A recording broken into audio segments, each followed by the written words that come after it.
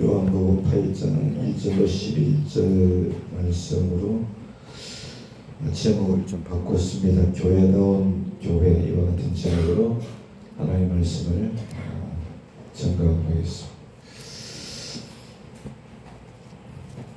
예수님께서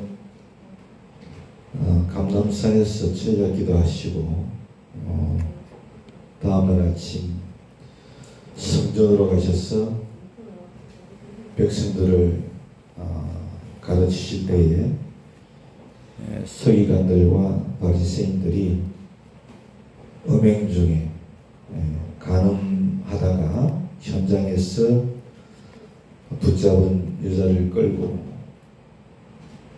성전에 와서 성전 가운데 세운 후에 예수님께 모세의 율법에는 이런 여자를 돌로 치라고 명령했는데 예수 선생님은 어떻게 말하겠습니까? 그렇게 물었습니다. 왜냐하면 율법의 준수 여부로 예수님을 고발할 조건을 얻고자 예수님을 시험하기 위한 것이었죠.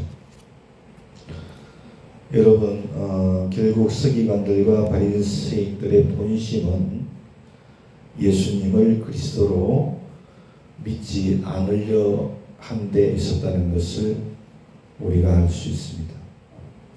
복음서를 보면 그래서 그들은 예수님의 가르침과 사역에 사사건건 터집을 잡았었고 예수님의 제자들이 씻지 않은 손으로 먹었을 때 그들의 행동까지도 터집을 잡았던 것을 보게 됩니다. 급기야는 그들은 예수님께 신성을 모독했다는 죄를 뒤집어 씌워서 십자가에 못 박아 죽였습니다. 그러나 생명부활 되신 예수님은 성경대로 다시 살아나셔서 부활의 첫 열매가 되신 줄로 믿습니다. 할렐루야. 그런데 현재도 예수님을 그리스도로 믿지 않는 사람들, 믿지 않으려고 하는 사람들은 어떻게 해서든지 교회와 교회의 머리 되시는 예수님을 책잡으려고 하고 있습니다. 도에 지나친 사람들은 반기독교 단체를 만들고 또 세력화해서 여러가지 반기독교 활동들을 지금도 끊임없이 하고 있습니다. 여러분들이 잘 아시는 사도 바울도 바울 되기 전 사울이었을 때 그런 사람 중에 하나였지 않습니까? 그는 예수님의 부활을 외치다가 돌에 맞아서 순교당하는 스데반 집사의 죽음을 합당하게 여겼을 뿐 아니고 예수님을 그리스도로 믿는 사람들을 잡아서 옥에 가두고 죽이는 일에 1인자였기 때문에 그렇습니다. 그런데 그 핍박자 사울을 부활하신 예수님께서 친히 찾아가 주셔서 그를 만나 주셨어요. 사울아 사울아 네가 왜 나를 핍박하느냐? 주님 누구십니까? 나는 네가 핍박하는 예수라. 할렐루야. 그리고 예수님은 그런 핍박자 사울을 택하시고 불러주셔서 이방인의 사도로 삼아주시고 그를 통해서 세계 복음화의 길을 여신 줄로 믿습니다. 사랑하는 여러분, 이 땅의 모든 안티 기독교인들에게 이와 같은 주님의 은혜가 임하기를 함께 기도합시다. 하나님께서 역사하시면 그들 중에 한 사람을 통해서 복음이 확장되는 역사를 보게 될지 누가 알 수 있겠습니까? 전도서 11장 6절에 너는 아침에 씨를 뿌리고 저녁에도 손을 놓지 말라. 이것이 잘 될는지 저것이 잘 될는지 혹 둘이 다 잘 됐는지 알지 못함이니라. 주님이 말씀해 주셨습니다. 그런데 서기관들과 바리새인들 당시 종교 지도자들이었던 그들이 간음 중인 여자를 현장에서 잡아서 아침에 성전으로 끌고 가서 예수님의 가르침을 받기 위해서 성전에 모였던 수많은 사람들 그 중앙에 세우고 모세의 율법에 의하면 돌로 쳐 죽여야 마땅하다면서 그 여자를 정죄하였습니다. 문제는 그들의 그런 무지한 행동이, 그들의 그 무자비한 그 행동이 자기들은 무죄하고 오직 그 여자만 돌에 맞아 죽을 죄인이라는 착각 속에서 일어났다고 하는 것입니다. 결국 그런 착각은 자기 눈 속에 있는 들보는 보지 못하고 남의 눈에 티만 본 결과였던 것입니다. 여러분, 다윗 왕이 생각이 났습니다. 어느 날 다윗 왕이 남편이 있는 바세바라는 여인을 보고 음욕을 품고 그 여인을 데려다가 관계를 가졌습니다.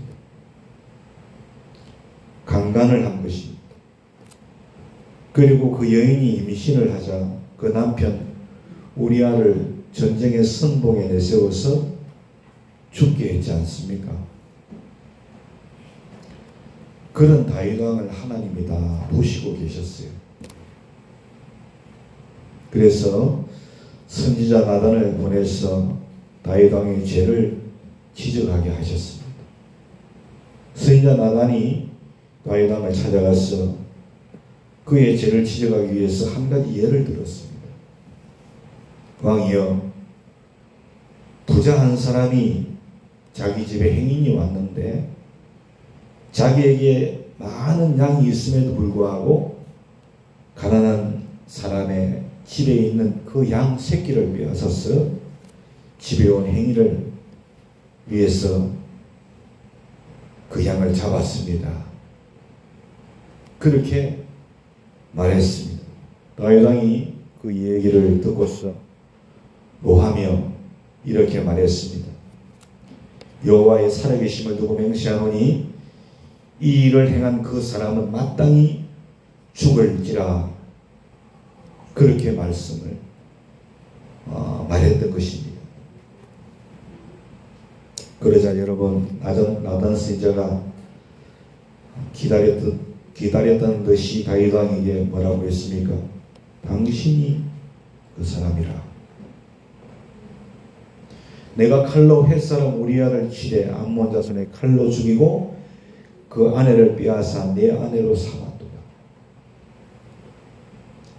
여러분, 자기 죄를 알지 못하고 자기 죄는 가볍게 여기고 다른 사람의 작은 허물을 정죄했던 다윗 왕을 하나님께서 얼마나 책망하시는지 모릅니다. 그 책망을 받았던 다윗 왕이 양심의 가책을 받고 회개를 합니다. 사무엘하 12장 13절 다윗이 나단에게 이르되 내가 여호와께 죄를 범하였노라. 그렇게 회개합니다. 저도 비슷한 경험을 한 적이 있는데요. 우리 교회에서 전도국 초청 부흥 집회를 몇 차례 했는데 몇 번째 집회였는지 정확한 기억은 없지만 그 집회 부흥의 마지막 날 설교가 끝나고 이제 동성기도하는 시간 가운데 저는 참 나름대로 큰 기대를 가지고 전도국 초청 집회를 준비를 하고 개최를 했었는데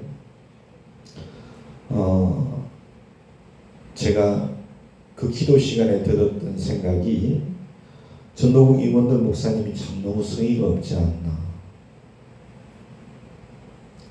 특히 설교 말씀에 있어서 너무 성의 없게 하나님 말씀을 준비한 게 아닌가. 그리고 저는 정말로 교회를 위해서 간절하게 그 임원 목사님들이 우리 성도님들이 기도해 주기를 원했는데 그러한 어떤 모습들을 제가 느끼지를 못했던 것 같습니다. 그래서 너무 실망스러웠어요. 너무 안타까운 마음에 그 이제 마지막 통성으로 기도하는 그 시간에 제가 하나님 앞에 이런 기도를 드렸어요. 하나님, 이게 과연 뭡니까? 이게 어떻게 전도국 임원들이 성의 없이 이렇게 예배를 준비하고 은혜를 끼치지도 못하고, 하나님 이건 너무 아니잖아요. 이런 원망 섞인 기도를 저도 모르게 하고 있었어요.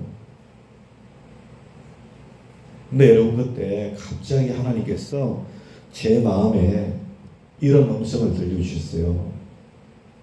내가 바로 그 사람이야. 내가 바로 그런 사람이야.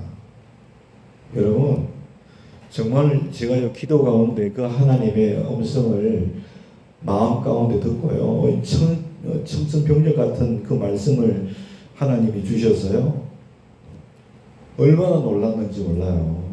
내가 바로 그런 사람이야. 그러한 하나님의 깨우침 안에서 제가 여러분 그때 얼마나 큰 소리로 하나님 앞에 엉엉 그렇게 회개하며 울었는지 몰라요. 그때 아마 다른 목사님들은 담임 김충효 목사가 하나님 앞에 정말 큰 은혜를 받은 모양이다. 큰 은혜를 받은 게 맞죠, 그죠? 예. 제가 너무나도 마음의 찔림을 받고, 예? 마음의 찔림을 받고요. 얼마나 하나님 앞에 엉 울면서 회개했는지 몰라요. 내가 바로 그런 사람이야. 어쩜 그렇게 나단을 통해서 범죄한 다윗을 책망하셨던 그 동일한 말씀으로 하나님이 나를 책망하셨는지, 그때 일을 여러분 제가 가끔씩 기억해요.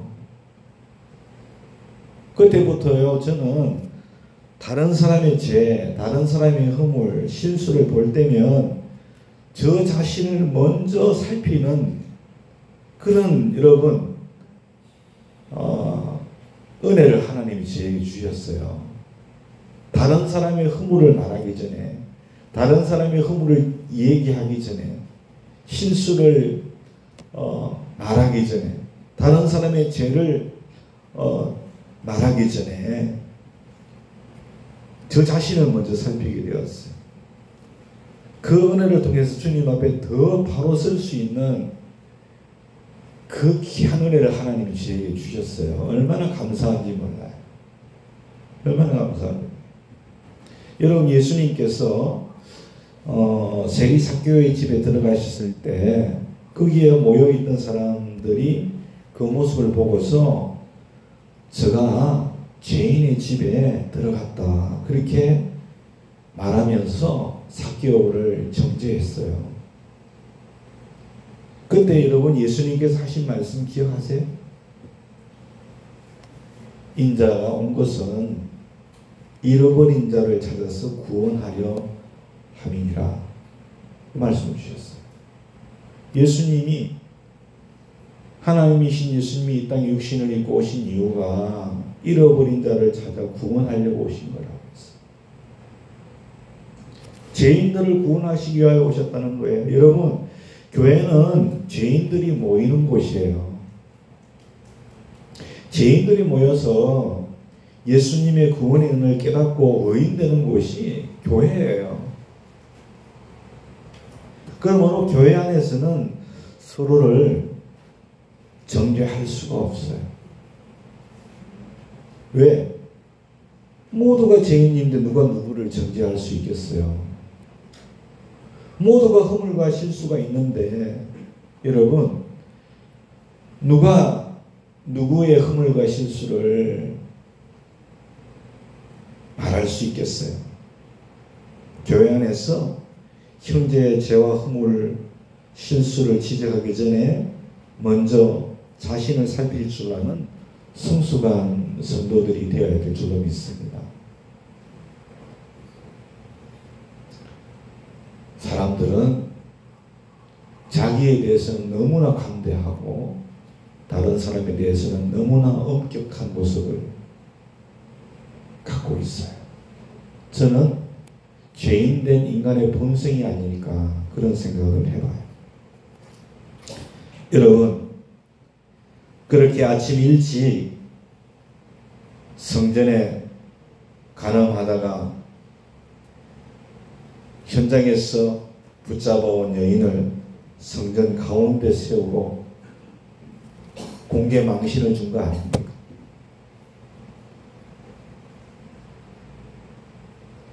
그런 서기관들과 바리새인들에게 예수님께서 정말 유명한 말씀을 하셨어요. 7절에 너희 중에 죄 없는 자가 먼저 돌로 치라. 이거 엄청나게 유명한 말씀. 너무나 여러분 귀한 말씀. 너희 중에 죄 없는 자가 먼저 돌로 쳐라 그랬어요.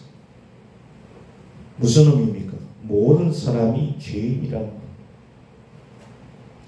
또 너도 똑같은 죄인인 것을 네가 모르겠니?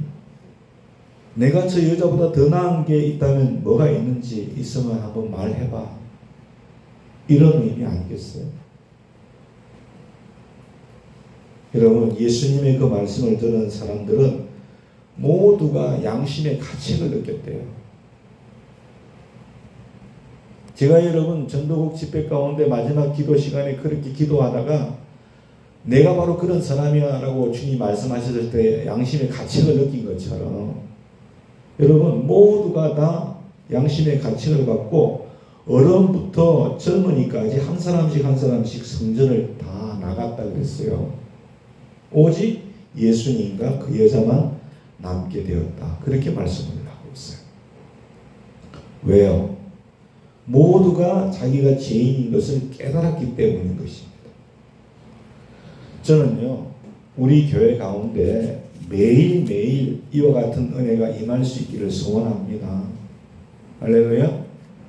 나에게 오늘 우리 성도님들 한 분 한 분들에게 매일같이 이와 같은 은혜가 넘쳐야 돼요. 할렐루야. 우리는 교회 안에서 형제의 죄와 허물과 실수를 정죄하면 안 됩니다. 자신을 돌아본 후에 정말 책망할 것이 없으면 도리어 형제가 죄에서 돌이킬 수 있도록 그를 위해서 기도하고 그를 사랑으로 근면해야 될 줄로 믿습니다. 예수님은 그 여인에게 10절에서 여자여 너를 고발하던 그들이 어디 있느냐? 너를 정죄한 자가 없느냐? 물으셨어요. 이 여인에게 예수님의 그 말씀이 얼마나 큰 위로가 되었겠어요. 그렇지 않습니까? 얼마나 큰 위로가 됐겠어요. 너를 고발하는 사람이 어디 있냐?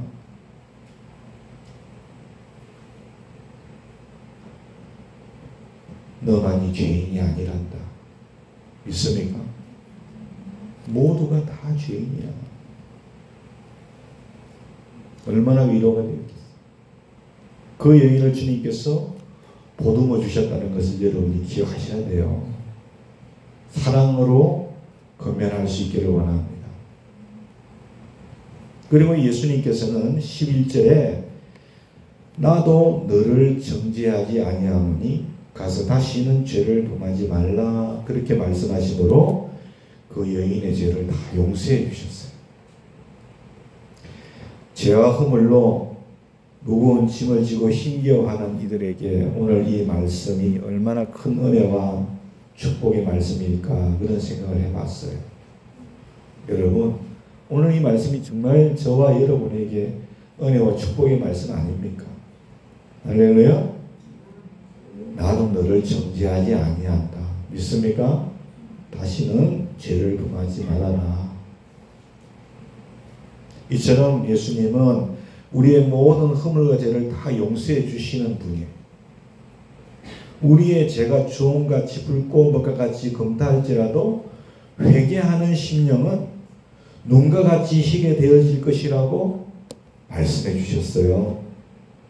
예수님은 십자가에 달린 흉악한 강도였으나 그가 회개하고 돌이켰을 때 그의 영혼을 낙원으로 인도하신 줄로 믿습니다. 예수님은 우리가 회개하면 죄를 용서하시는 하나님이에요. 무거운 짐을 지고 괴로워하지 마세요. 오늘 이 말씀을 붙잡고 나아가서 돌이켜 회개하시면 주님이 나도 너를 정죄하지 아니하노니. 할렐루야. 그렇게 말씀해 주실 줄로 확실히 믿습니다. 여러분, 끝으로 참된 회개는 회개한 후에 다시 동일한 죄를 짓지 않는 것이 참된 회개입니다. 그 사실을 여러분이 아셔야 됩니다. 또 하나, 세리삭개오처럼 여러분, 사람에게 지은 죄는 결국은 하나님 앞에 지은 죄예요. 다윗이 밧세바를 강간했지만 누구 앞에 죄를 지었다 그랬어요? 하나님께 죄를 지었다 그랬잖아요. 그랬죠? 하나님께 여러분 회개해야 되고, 또 하나 세리삭개오처럼 사람에게도 잘못을 인정하고 용서를 빌어야 참된 회개입니다. 믿습니까? 그 사람에게 해를 입힌 것이 있다면 그것을 갚는 것까지가 회개의 참된 회개의 라는 것을 여러분이 아셔야 돼요. 하나님 앞에서만 회개하고 그 사람에게 잘못했는데 용서를 빌지도 않고 해를 끼친 것 내가 갚지도 않고 하나님께만 회개했다고 다 됐냐? 절대로 아닙니다. 여러분, 참된 회개는 사람들에게 또한 용서를 빌어야 됩니다. 믿습니까? 용서를 해주든 안 해주든 그건 그의 몫이고, 여러분 사람에게도 잘못했으면 죄송하다고 해야죠. 그것이 참된 회개입니다. 사랑하는 여러분, 교회는 교회다워야 됩니다. 우리 교회가 교회다운 교회가 되기를 원합니다. 우리 교회는 교회다운 교회가 되기 위해서 안티 기독교인들을 위해서 기도하는 교회가 되어야 됩니다. 위선의 가면을 벗고 형제의 허물을 탓하기 전에 스스로를 돌아보고 성찰하면서 사랑으로 건면하는 교회가 되어야 됩니다. 진정한 회개와 용서의 은혜가 넘치는 교회가 되어야 될 줄로 믿습니다. 이런 교회가 진정한 교회예요. 저는 그렇게 설 수 있기를 소원합니다. 여러분 한 분 한 분도 진정한 교회로 서실 수 있기를 축복합니다. 그래서 우리 교회가 생명을 살리는 교회, 그리고 제자 삼는 교회로 설 수 있기를 예수님의 이름으로 부탁드리고 축원합니다.